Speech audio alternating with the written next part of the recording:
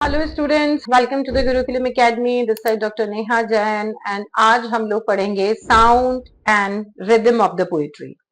So what is basically sound and rhythm of the poetry. आप जैसे कि slide पे देख रहे हैं, आप लोगों को साउंड एंड रिदम के बारे में बताएंगे। मैंने पहले भी आपको प्रोसिडी करवाया है, लेकिन आज की स्लाइड में हम लोग क्या करने वाले हैं, हमारे जो लर्निंग गोल्स हैं पहले उसे देखते हैं हम क्या करने वाले हैं। सो you will understand the key poetic devices such as end and internal rhythm, meter and alliterations. आप सब लोग इस चीज के बारे में जानेंगे कि what are the rhythm, what are the end and internal rhythm, meter and alliterations in the poetry. Poetries के अंदर रिदम कैसे बनती है, मीटर्स किस तरीके से डिफाइन होते हैं, एलिट्रेशन को हम किस तरीके से डिफाइन करते हैं, ये सारी चीजें हम आज इसमें देखेंगे। Now you will understand how those poetic devices create layers of meanings in the poetry. हम इसके साथ साथ ये भी देखेंगे कि रिदम और मीटर्स का एक पोइट्री के अंदर जो पोएटिक डिवाइसेस की तरह यूज करके हम उसके मीनिंग को कैसे निकालते हैं। ऑब्वियस सी बात है, if someone is saying something in the sound, like हमें पता लगेगा वो गुस्से में बोल रहा है, चिढ़ के बोल रहा है, नॉर्मल बोल रहा है, कैसे बोल रहा है, फ्रेंडली बोल रहा है, तो वो सब चीजें हमें साउंड एंड रिदम से ही पता लगती है। Let's go to the next slide and see poetic devices. Poetic devices are the tools that poets use to enhance their poems with rich details, vivid imagery and artistic flair. ठीक है, जो poets basically कौन से devices को use करते हैं, poetic devices क्या होते हैं जिसके अंदर पोएट्स जो है they can put the rich details of their subject in the poetry, they can use vivid imageries, अच्छी अच्छी इमेजरीज को वर्ड्स के थ्रू ही पोएट्री में दिखाया जा सकता है, एंड देयर आर्टिस्टिक जीनियस, कि वो किस तरीके की आर्टिस्टिक लेवल को बिलोंग करते हैं, उनका जीनियस क्या है, वो सब उनके पोएटिक डिवाइसेस से ही शो होता है। Then these devices help convey complex emotions, create rhythm, evoke vivid images and play with the sound in inventive ways. ये सारी जो पोएटिक डिवाइसेस हैं, ये सारे के सारे क्या कन्वे करते हैं, ये पोएट के पर्टिकुलर सब्जेक्ट को लेके उसके इमोशंस को बताते हैं, जो रिदम्स हैं उनको बताते हैं, दे इवोक द इमेजरीज, जो पोएट ने इमेजरीज यहाँ पे इकट्ठी करी, उन सारी इमेजेस को बेसिकली वो यहाँ देता है कि क्या इमेजेस उसने लिए, तो वो वर्ड्स के थ्रू, डिवाइसेस के थ्रू ही शो होती हैं। Then this is basically the play with the words with the inventive ways, अपने नए नए इनोवेटिव आइडियाज के साथ, अपने इन्वेंटिव वेज, अपने अलग तरीके से वो लोग वर्ड प्ले करते हैं to create effect, desired effect. Next, now we are going to the next slide, which is about the types of poetic devices. अब हम जितने भी आपके rhythm and sound से related जो poetic devices हैं उन्हें देखेंगे आज। So type of poetic devices. Today we will be looking at the following types of devices, poetic devices that are used to create sound and rhythm as well as layers of meaning in poetry. तो ये सारे जो भी poetic devices हैं that are used to create sounds and rhythm, ये सब sounds and rhythm create करने के काम आते हैं, as well as layers of meaning of poetries like rhythm, meter and alliteration. ये तीन चीज हम लोग स्टार्टिंग से लेके चल रहे हैं. Let's see about it. So let's talk about rhythm first. अब हम सबसे पहले किसकी बात करेंगे? Rhythm. What is rhyme? What is rhythm? So what is rhyme? Rhyme utilizes repeating patterns of similar sound to create rhythm and musicality.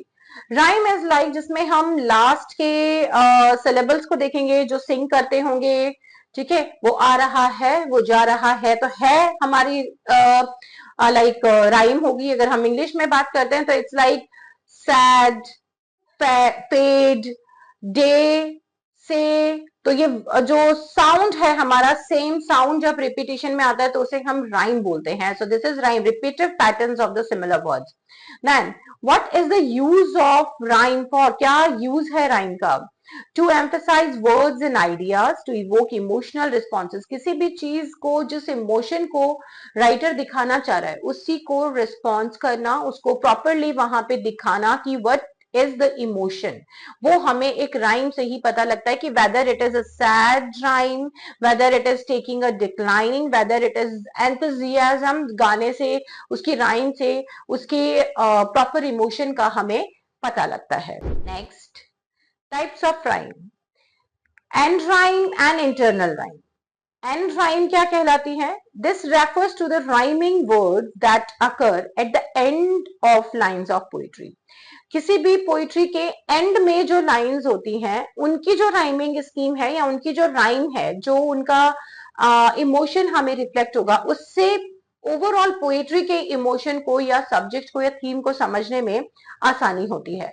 तो this refers to the rhyming words that occur at the end line of the poetry. जो last की lines है poetry की, उसमें जो meaning अकर, जो उसमें जो राइम अकर होगी, उसको समझना। Then it can create rhythmic patterns and establish a melody within the poem। ये एक rhythmic pattern create करेगा और एक melody, एक systematic म्यूजिक क्रिएट करता है पोइट्री के अंदर। These pattern can evoke emotions and emphasise particular thematic element. मैंने आपको स्टार्टिंग में यही बताया था कि जब एक राइम को हम देखते हैं तो वो हमें सैड या हैप्पीनेस या जो भी है, जॉय, एंथुसियाज्म के बारे में बताती है। उससे उसकी राइम से ही रिफ्लेक्ट होता है कि क्या बोला जा रहा है और क्या बोला जा रहा है और किस मोड पे, किस मूड के साथ बोला जा रहा है।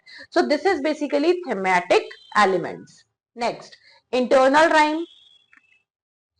This refers to the rhyming words that occur within a single line of poetry or between phrases across multiple lines।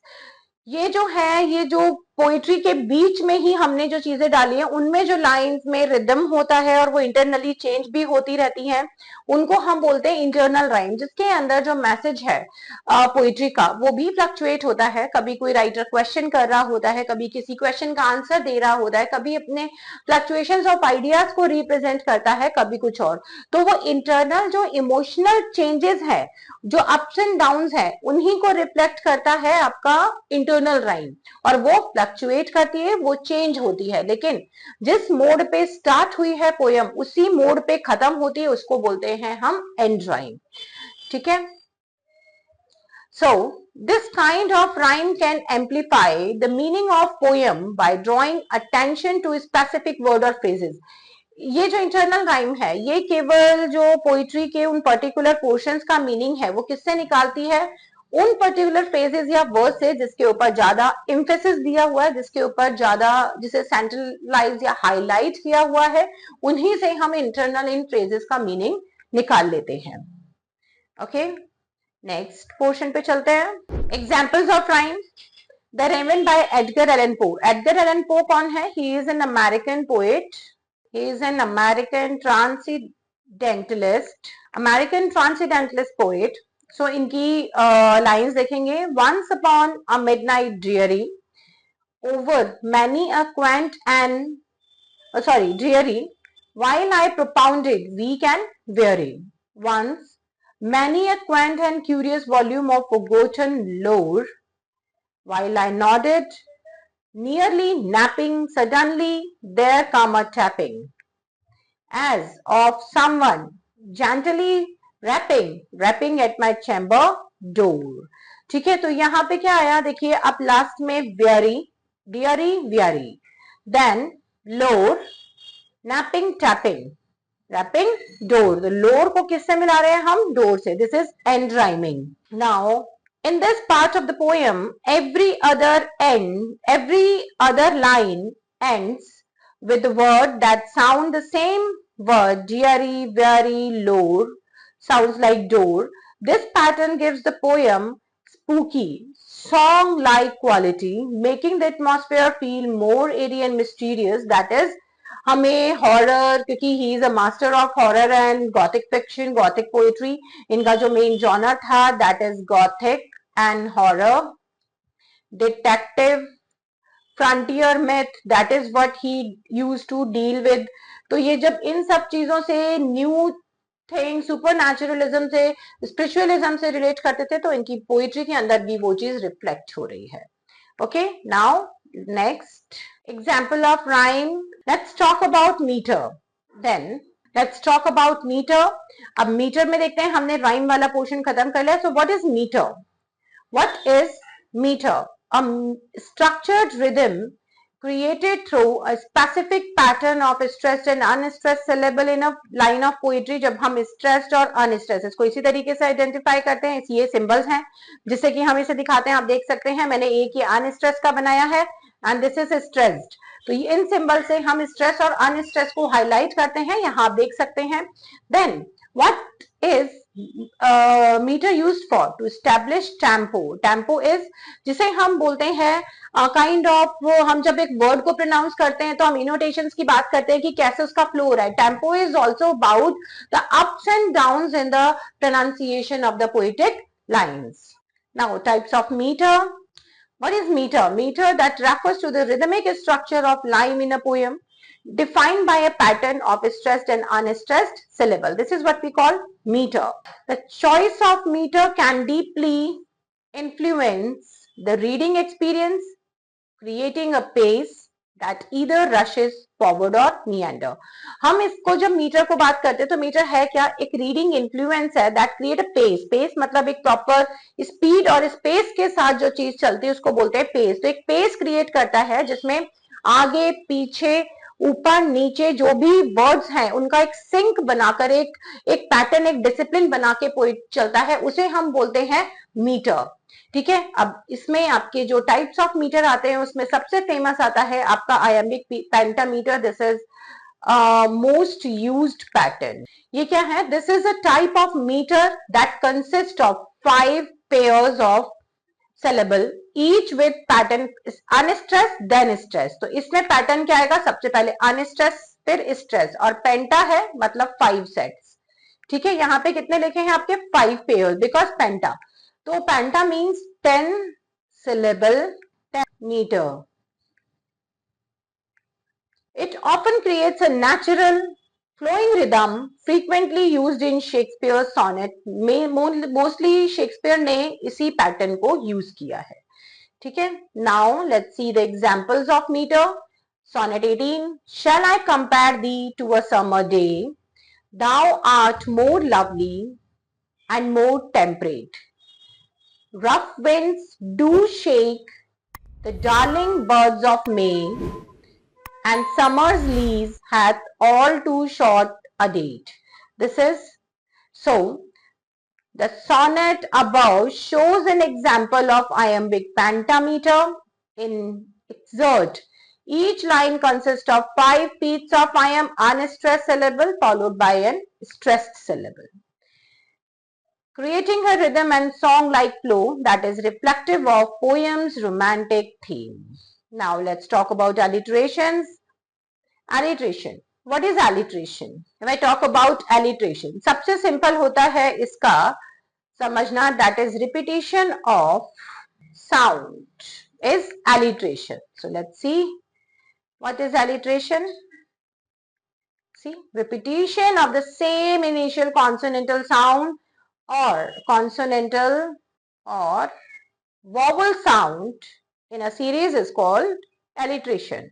What is the use of alliteration? To draw attention to specific phrases, creating a phonetic resonance. जो भी हम phonetics use कर रहे हैं, जो भी phonetical sound हमने repeat करा है बार बार, उसके रेजोनेंस को शो करने के लिए हम alliteration को यूज करते हैं. It is specifically used for spatial effects.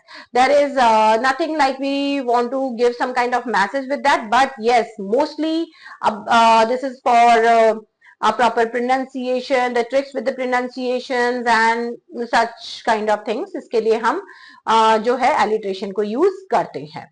Then types of alliteration में, alliteration first, the repetitive of initial consonantal sound in close proximity creates a rhythmic pattern. इसमें हम दो चीजों को यूज करते हैं, कॉन्सोनेंट्स एंड एसोनेंट्स. तो यहाँ पे जो ये कॉन्सोनेंटल साउंड की रिपीटिशन की बात आ रही है, this is consonants, this is consonants. और जो एसोनेंस होता है वो रिपीटिशन ऑफ वोवल साउंड होता है, जिसके अंदर ई ए वगैरह का यूज होगा, उसको हम बोलते हैं वोवल साउंड. So यहाँ पे alliteration can draw a reader's attention to specific words and phrases. And consonant assonance में हम देखते हैं क्या है, these are similar to alliteration but involves the repetition of consonantal sound, and vowel sound is assonance. These are not similar but you can say these are parts of. ये alliteration ही दो तरीके का है, ये इसके parts हैं. Next example of alliteration, Beowulf by anonymous poet. ये आपका 9th century AD का first English epic poem है. So Grandeur waked his lonely war, conflicting consonant cruelty on the people. At a city's heart he took over Herod, haunted the glittering hall after the dark. ठीक है, तो it's a waged war inflicting constant cruelties on the people. At a hurt, he took over Herod, haunted hall after dark. इसके अंदर H जो है उसको हम half vowel बोलते हैं, और C जो है दैट इज कॉन्सोनेंट. तो इनका रिपीटिशन यहाँ दिखाया गया है.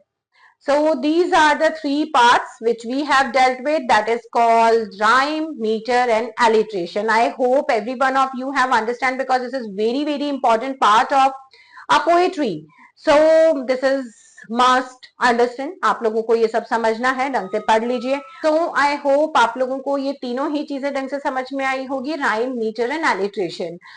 इसे ढंग से सुनिए, समझिए. कहीं भी कोई कंफ्यूजन होता है, do tell us in the comment and I will give the answer to all of your queries.